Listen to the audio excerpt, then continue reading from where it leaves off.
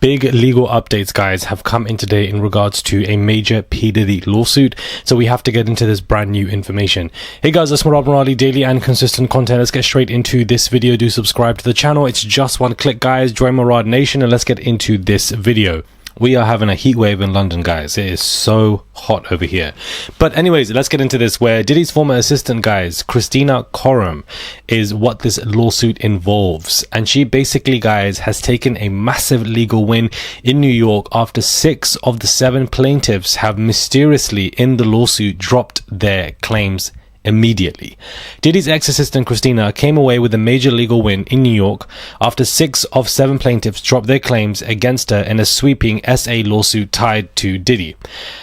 Latasha Forbes, Billy Cummings, Ian Fearon, Amar Jenkins, LaQuay Applewhite, and a Jane Doe all voluntarily withdrew their allegations against the disgraced music mogul suddenly. The move followed Khorrum's legal team submitting evidence that she did not begin working for Diddy until 2013, well after most of the alleged incidents reportedly occurred. Based on the timeline, she would have been younger than 10 years old in some of the reported instances. Wow. In the original lawsuit, Forbes alleged she was 17 in 1994 when Diddy drugged and R-worded her at Bad Boy's Manhattan office. Cummings said she was between 14 and 15 in 1995 when someone assaulted her, and Fearon claimed that he was forced into an act with Diddy. Applewhite accused Diddy of groping and assaulting her at a Miami property, and Jenkins said that he was attacked at a Florida launch party. Jane Doe said that she was drugged and R-worded. The plaintiffs named Khorrum in the lawsuit for allegedly helping to cover up Diddy's misconduct.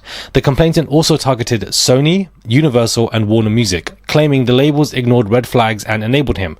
Khorrum vehemently denied everything way back in March by basically stating, "The idea that I could be accused of playing a role in this is unthinkable."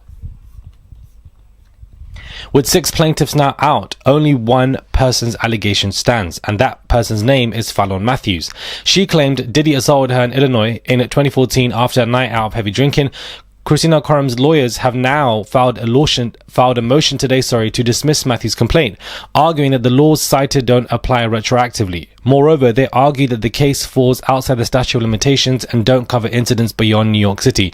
When they try to find loopholes, talking about statute of limitations and retroactive acts, therefore this lawsuit must be tossed out in my name and you can't be suing me because you basically sued me too late and the time frame and the window has basically been expired, that basically tells me that you did that shit.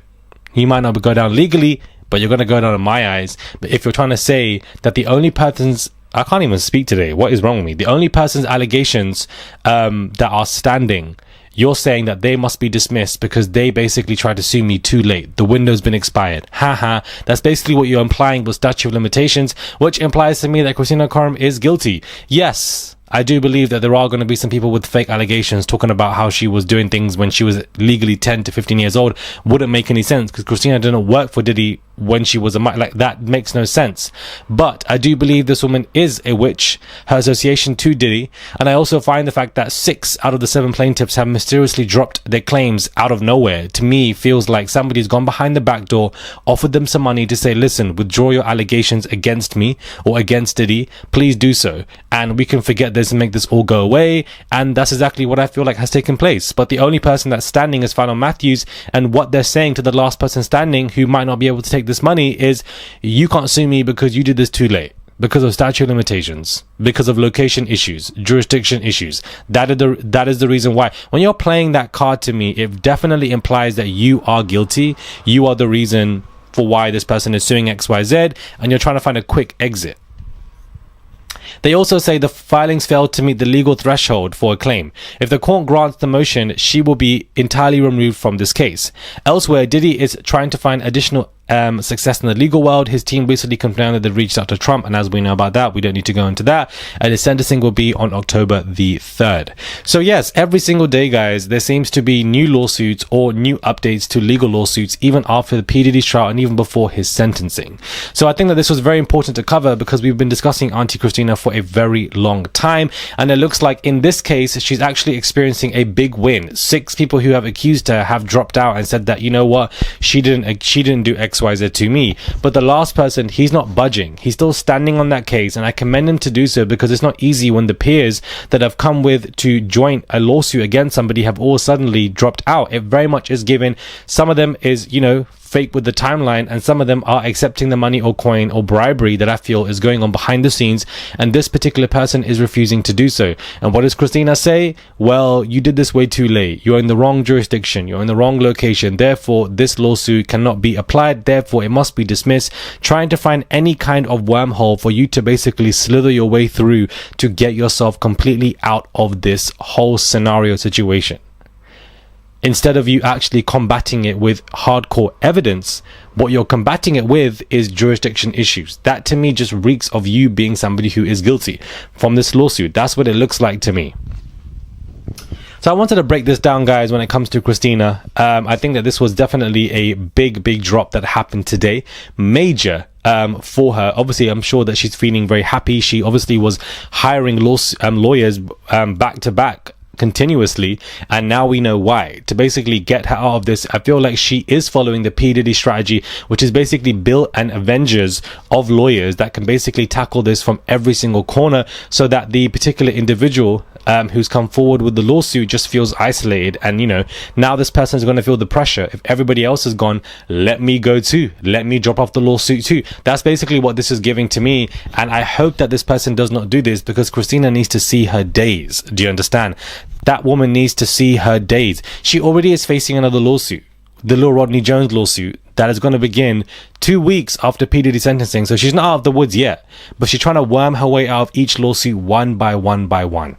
And that's what Diddy's going to be doing over the next couple of months with these 70 civil lawsuits. Some of them are going to be dismissed. Some of them, you know, are going to be settled. Some of them are still going to be active. None of them criminal, but all civil. And that we also have to go through militantly when all of that comes out one by one by one. We haven't had much updates, guys, when it comes to Jay-Z and Rhaenyra and that case. As of right now, I believe Rhaenyra has not picked it up again or tried to come for Jay-Z. So I feel like as of right now, Jay-Z is just going to be wasting money in regards to fees, because the judge blocked him from Rhaenyra paying it, and he's just going to take his dues and just keep it moving. I think that's what he's going to do, in my opinion. I don't think that Rhaenyra is going to refile again. He said that certain things were against him and people were following him or something like that. Somebody was saying on YouTube in regards to his family or his godmother in regards to what they experienced. And so this is a fight for him. And I just don't see him, after dropping it, refiling again, especially when he's representing himself. He doesn't even have a legal team on him. All of it is just expensive and exhausting. And I feel like you're fighting a losing battle when it comes to somebody like a juggernaut like Jay-Z, whose net worth, guys, is $2 billion. Like it's just very difficult. Let me know your thoughts are, guys, when it comes to this video. Do subscribe to the channel, comment down below, and give this video a thumbs up. I would appreciate it. It's just one click to subscribe. That's all you guys have to do. Major update on this lawsuit. Wanted to get it out to you. Brand new information that is coming out in regards to Diddy every single day, and so as long as that is happening, we are still going to be discussing Diddy up until that sentencing. Subscribe, it's just one click. Join my Rod Nation. Send a tip, it goes a long way, and I'll catch you guys soon for another video.